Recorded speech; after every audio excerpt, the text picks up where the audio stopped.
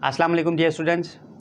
PMC की तरफ से एक मॉडल पेपर दिया गया है और काफ़ी सारे स्टूडेंट्स मुझे कहते हैं कि सर ये सवाल बताएं, सर वो सवाल बताएं। तो मैंने सोचा कि इस पे सारे सवालों पे एक वीडियो बनाई जाए। चूँकि उन सवालों का इतना स्टैंडर्ड नहीं है, फिर भी जो सवाल उन्होंने दिए हैं हम उनको आज वन बाय वन डिस्कस कर रहे हैं। जिसमें नंबर 1 सवाल है, a horizontal line in displacement time graph represents. तो ये नंबर 1 सवाल है। ये डिस्प्लेसमेंट, ये टाइम, ये हॉरिजॉन्टल लाइन। अब ये वाला ग्राफ क्या शो कर रहा है?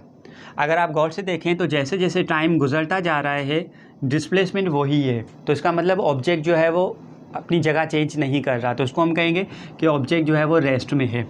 तो इसका ऑप्शन हम टिक करेंगे, D option, body is at rest. Number 2 सवाल है, a car travels 30 meter towards east and then turns and travel 40 meter towards north। तो ये नॉर्थ, ये साउथ, ये वेस्ट, ये ईस्ट। तो a car travels 30 metre towards east, यानी इस तरफ 30 मीटर, दूसरा नंबर सवाल है। उसके बाद 40 metre towards north, 40 metre towards north जा रहा है। इट टेक्स 50 सेकेंड्स, मतलब ओवरऑल जो टाइम इनको लगता है वो 50 सेकेंड्स लगते हैं। Its average velocity will B.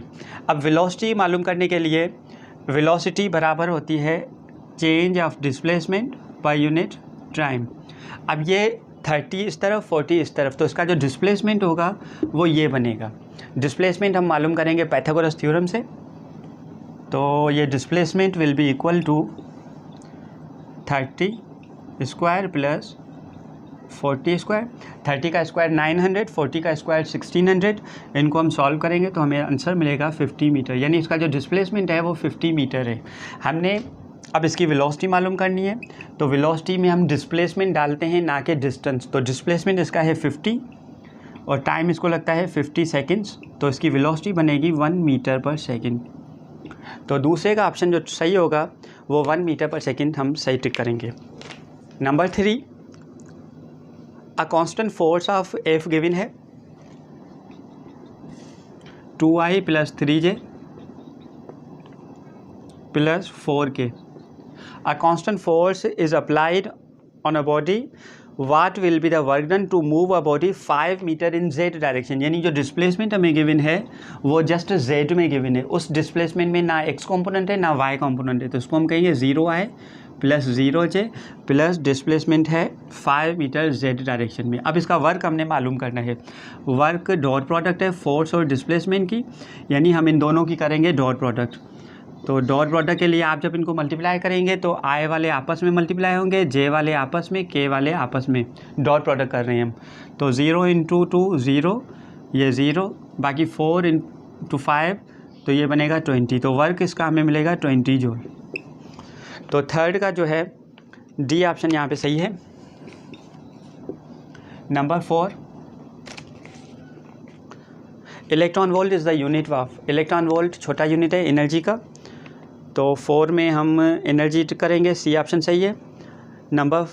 बल्कि ये 5 नंबर है, electron volt is the unit of energy. Number 6 है, what is the 1 radian in degree. तो 1 रेडियन जो है 6 नंबर है। 1 रेडियन डिग्री में कितने होते हैं? 57.3 डिग्री होते हैं। तो यहाँ पे हम टिक करेंगे 1 radian is equal to 57.3, A option यहाँ पे सही है। Number 7, if a wheel of radius r है, turns through an angle of theta है 30 degree, then the distance through which any body on the rim moves it. S मालूम करना है हमने, तो S बराबर है आर थीटा के, और ये थीटा हम रखते हैं रेडियन में। तो 30 डिग्री रेडियन में होता है π/6 रेडियन, तो S will be equal to R theta है π/6। तो इसका जवाब आएगा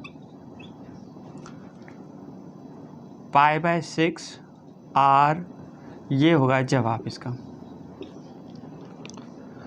तो बी ऑप्शन इसका ठीक है, ये आर ऊपर है। उसके बाद number 8,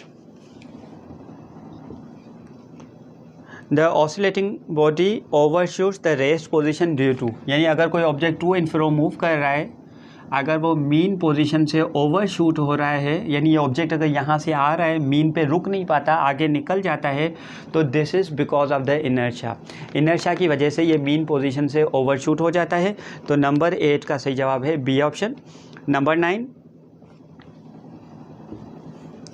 time period of a wave is 1/4 second. Time period है 1/4 seconds. How long does it take to pass 20 complete waves from a point, यानी कितना टाइम लगेगा 20 वेव्स के लिए। अब ये है एक वेव का टाइम है, 20 वेव्स का जो टाइम होगा वो 20 से हम मल्टीप्लाई करेंगे, 20 × 1/4, तो ये टोटल 5 सेकेंड्स लगेंगे 20 वेव्स के लिए। तो यहाँ पे ए ऑप्शन ठीक है। Number 10, in a periodic wave the distance between the second and fifth crest is 15 centimetre. एक पीरियडिक वेव है, ये वेव है। अब इसमें जो सेकंड और फिफ्थ है, ये सेकंड, ये फर्स्ट, ये सेकंड, ये थर्ड, ये फोर्थ और ये फिफ्थ। तो कह रहा है the distance between the second and fifth crest, यानी यहाँ से लेके यहाँ तक जो डिस्टेंस है, सेकंड और फिफ्थ क्रेस्ट तक जो डिस्टेंस है वो 15 सेंटीमीटर है। What is wavelength of the wave? Wavelength हमने मालूम करनी है। अब अगर आप गौर से देखें तो क्रेस्ट टू क्रेस्ट डिस्टेंस को हम कहते हैं वेवलेंथ। तो ये हो गया एक वेवलेंथ, फिर इस क्रेस्ट से लेके इस क्रेस्ट तक ये हो गई 2 वेवलेंथ, और यहाँ से लेके यहाँ तक हो गई 3 वेवलेंथ, यानी 3 वेवलेंथ का जो डिस्टेंस है वो 15 सेंटीमीटर है। तो एक वेवलेंथ का जो डिस्टेंस होगा वो होगा 5 सेंटीमीटर। तो 10 में हम टिक करेंगे 5 सेंटीमीटर, बी ऑप्शन इसका सही टिक करेंगे। नंबर 11 है When an ideal gas of constant mass is heated in a container of a fixed volume, एक कंटेनर है फिक्स्ड वॉल्यूम, यानी पिस्टन इसका टाइट है, फिक्स्ड है। अगर आप इसको हीट करते हैं, what is the reason for the increase in pressure of the gas, यानी जैसे हम हीट करते हैं तो इस अंदर प्रेशर बढ़ जाता है, इसका रीज़न क्या है? देखें, जब वॉल्यूम फिक्स्ड है, अगर हम इनको हीट करेंगे तो मॉलिक्यूल्स एनर्जी गेन करेंगे, एनर्जी गेन करेंगे तो मॉलिक्यूल्स की मोशन बढ़ जाएगी। जब मोशन बढ़ जाएगी तो मॉलिक्यूल्स की वेलोसिटी बढ़ जाएगी, और वेलोसिटी बढ़ जाएगी तो जैसे ही ये यहाँ से टकराएंगे तो ये ज़्यादा फोर्स एक्सर्ट करेंगे वाल्स पे, जिसकी वजह से प्रेशर बढ़ जाएगा। तो इसका हम जवाब से करेंगे सी ऑप्शन, एवरेज फोर्स पर impact at the container will increase, यानी फोर्स जो है वो बढ़ जाएगी because of the motion of the molecules. तो यहाँ पे सी ऑप्शन हम सही टिक करेंगे। नंबर 12 है some ice at its melting point is added to m kg of water at initial temperature of 290 kelvin. ये वाटर है, इसका टेम्परेचर है 290 केल्विन। अब इस वाटर में हमने कुछ आइस डाली हुई है, ये आइस है, और फिर if C is the specific heat of the water and L is the latent heat of fusion of ice melts completely and final temperature of the water is 273 Kelvin। यानी ये initial और final temperature जब ice melt हो गई है तो इसका temperature है 273 kelvin. What is the minimum mass of the ice that is required? हमने कितना आइस हम डालें कि ये सारी कम्प्लीटली मेल्ट हो जाए और फाइनल टेम्परेचर इतना हो जाए?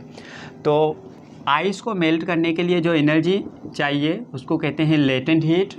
ये लेटेंट हीट है फॉर 1 kg ऑफ आइस, और अगर हमारे पास ज़्यादा है तो ये लेटेंट हीट का फार्मूला है amount of energy required to melt the ice. ये मास ऑफ द आइस है, ये लेटेंट हीट है आइस की।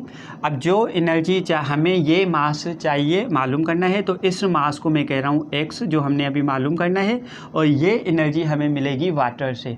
वाटर जो अपनी एनर्जी लूज़ करेगा वो होगा mc∆T। अब इसमें से हमें x मालूम करना है, और ये x बराबर होगा mc∆T, मतलब इन दोनों का change in temperature 290 - 70 273 divided by L, ये हमने मालूम करना है।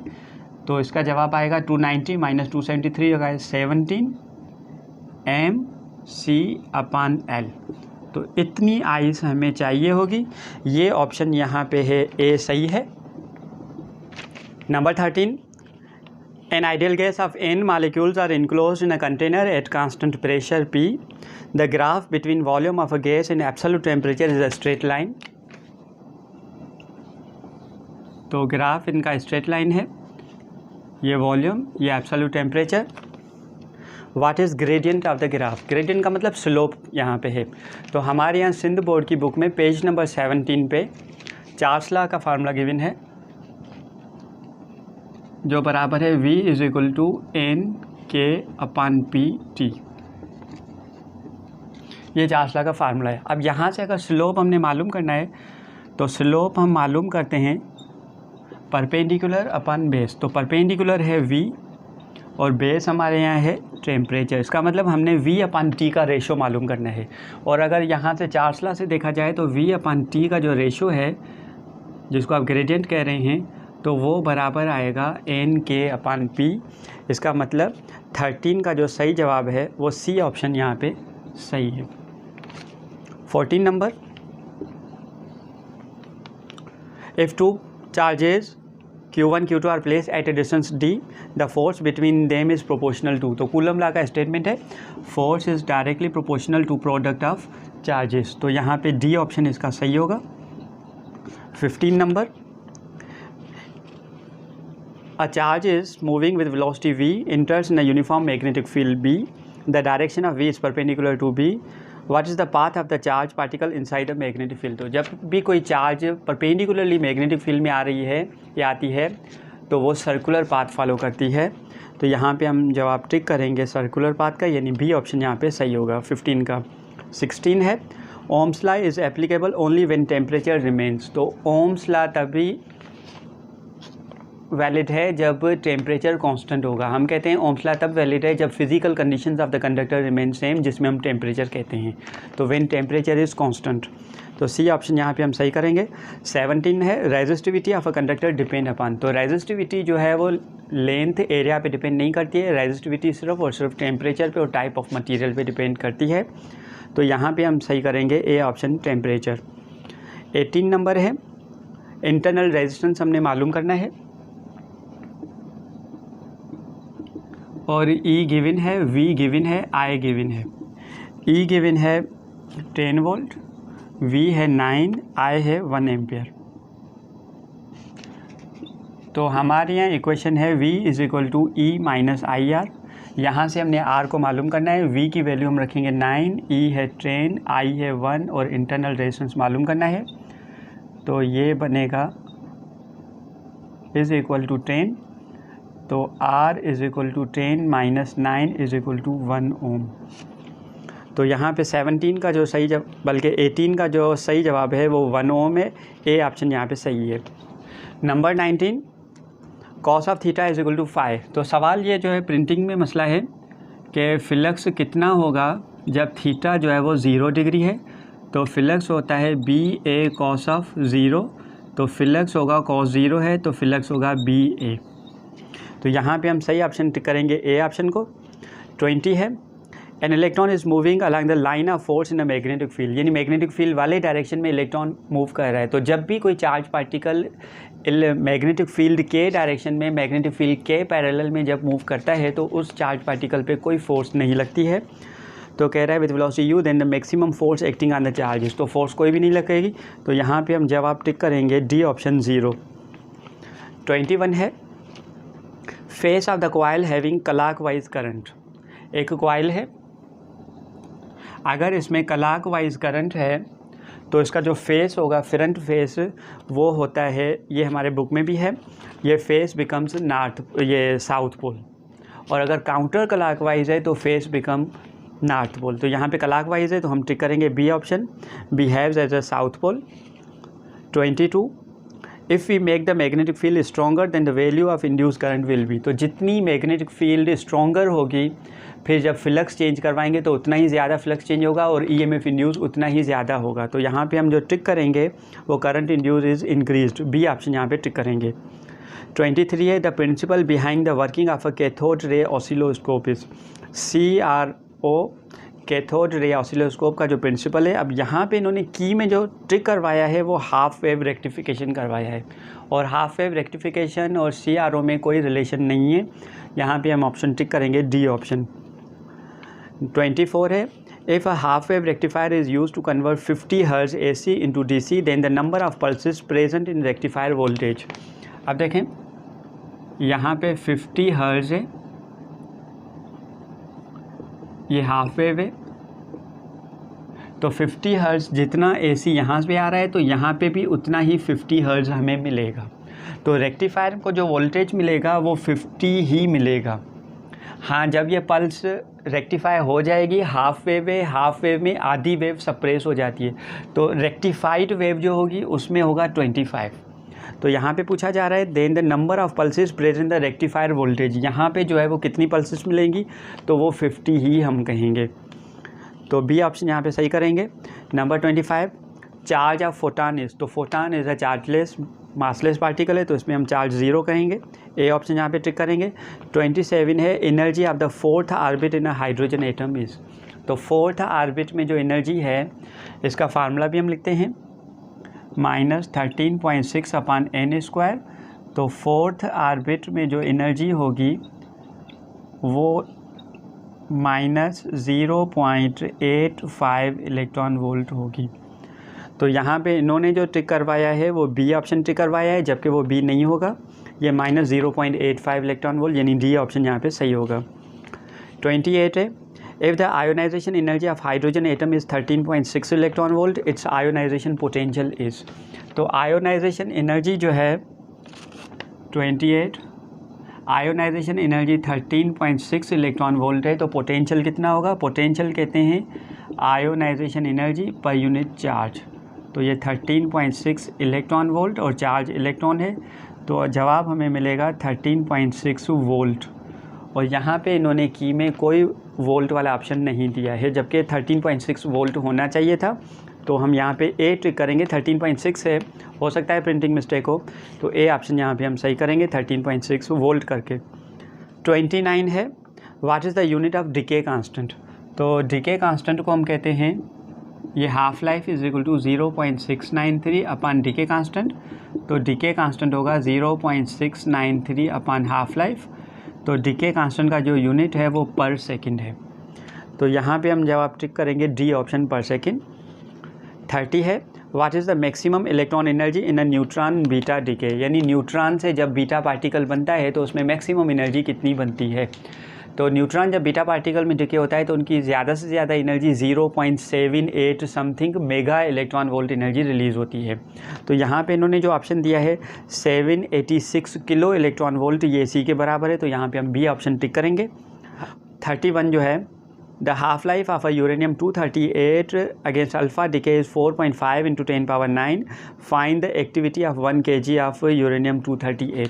अब ये वाला जो सवाल इन्होंने दिया है, ये वाला सवाल काफ़ी टाइम लेगा और विदाउट कैलकुलेटर ये जो है वो हमसे नहीं होगा, तो इसको मैंने अलग से पेज पे सॉल्व किया है, आप देख रहे हैं ये पेज।